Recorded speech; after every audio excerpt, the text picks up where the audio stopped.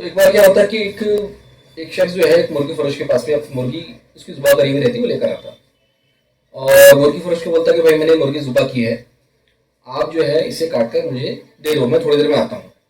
इसी दौरान जो शहर का काजी था, यानी कि आज के ज़माने हम जिसको जज बोलते हैं, या सुप्रीम कोर्ट का जज है या हाई कोर्ट का जज है, तो वो काजी साहब थे शहर के।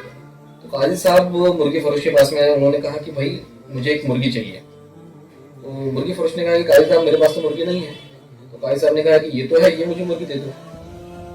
तो उसने कहा कि काजी साहब इसका मालिक कोई और है, इसने सिर्फ मुझे काटने के लिए मुर्गी दी है। काजी साहब ने कहा कि काम करना, तो उससे कहना कि तुम्हारी मुर्गी उड़ गई। तो उसने कहा कि काजी साहब ये कैसे हो सकता है, उसने मुझे मुर्गी जुबा करके ला कर दी है, मैं कैसे कह सकता हूँ कि मुर्गी उड़ गई।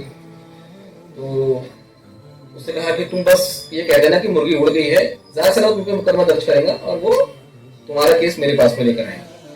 उसने ऐसे ही किया।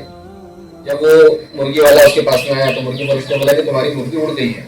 अब दोनों में लड़ाई झगड़ा हुआ, थोड़ा नोकझोंक हुई और वो दोनों अपना केस काजी साहब के पास में लेकर आए। अब क्या हुआ कि जब वो काजी साहब के पास में आ रहे थे तो एक यहूदी और एक मुसलमान का झगड़ा हो रहा था।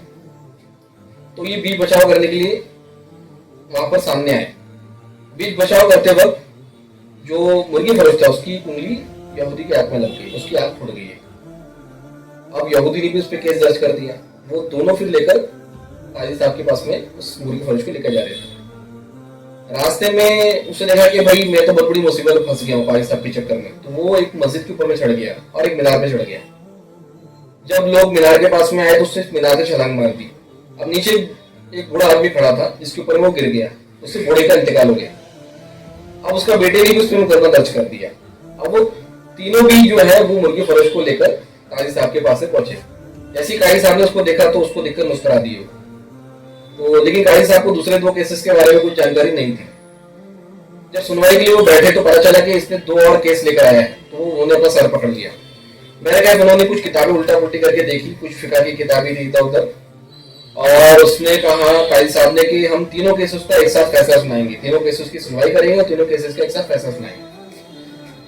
अब वो सबसे पहले काजी साहब ने उस मुर्गी के मालिक को बुलाया कि भाई तुम्हारा मसला क्या, बताओ। तो उसने कहा कि काजी साहब इसने मेरी मुर्गी चुरा ली है, मैंने मुर्गी जुबा करके इसे लाकर दी थी काटने के लिए, और जब मैं दोबारा इसके पास में लेने आया तो उसने कहा कि तुम्हारी मुर्गी जो उड़ गई है। तो काजी साहब ने उससे कहा क्या तुम्हें अल्लाह की कुदरत पे यकीन नहीं है कि अल्लाह ताला मुर्दों को दोबारा जिंदा करने पे कादिर नहीं है? नहीं, मैं तो पूरा ईमान रखता हूँ। तो उसने कहा कि फिर तुम्हारी मुर्गी दोबारा जिंदा होकर उड़ भी नहीं सकती। तो उसने बोला बात तो सही है। मुर्गी के मालिक ने केस अपना वापस ले लिया। अब काजी साहब ने उस यहूदी को बुलाया। यहूदी को बोला कि भाई तुम्हारा मसला क्या है, बताओ। तो उसने कहा कि काजी साहब इस मुसलमान ने मेरी एक आंख फोड़ दी।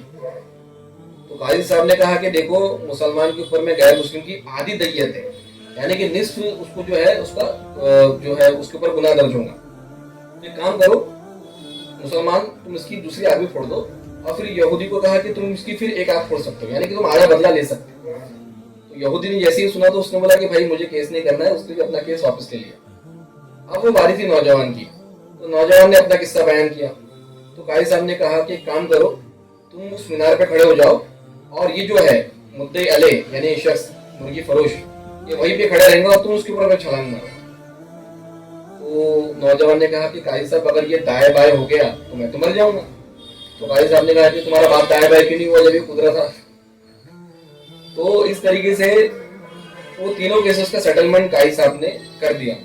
तो इसका निचोड़ ये है कि अगर आपकी काजी से दोस्ती है और आप उसमें मुर्गी देने पे कादिर हो तो वो आपका हर तरह का मसला सॉल्व कर सकता है। आज के दौर के जो हमारे काजी हैं उनका हल भी कुछ उस काजी से कम नहीं है। इसका हमने किस्सा यहाँ पर डिस्कस किया है और कमेंट बॉक्स में जरूर बताएं कि आपको किस्सा कैसे लगा।